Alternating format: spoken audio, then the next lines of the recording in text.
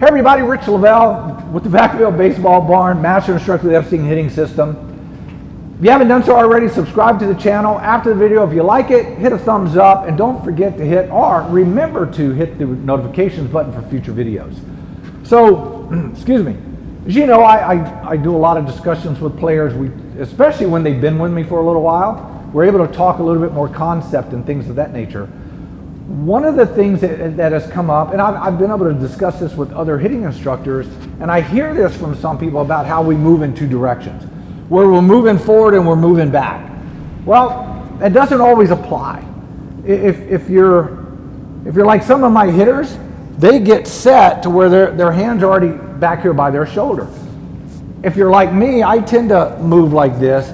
I don't really consider that a negative move if you think towards the pitcher is positive, towards the catcher is negative.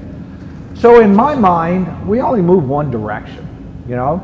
Now, are there kind of two parts to the swing where linear and rotational, push and pull? Yeah, and I've covered that in other videos.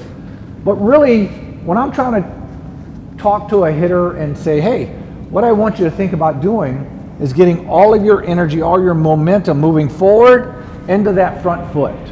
And that's what it boils down to. Now, if they happen to start here with their hands because it's a rhythm and timing thing or a tempo thing, that's fine, but I don't consider that we're moving backwards at the same time that we're moving forwards.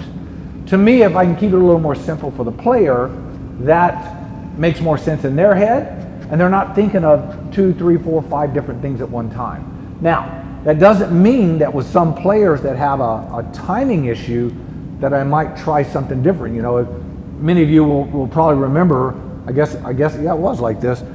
Kevin Youkilis that started off hitting like this, and that was basically, I believe, to offset some really fast timing that he had. He was a little bit too quick to the ball. So when you can take that and figure out, do I move one direction or two directions?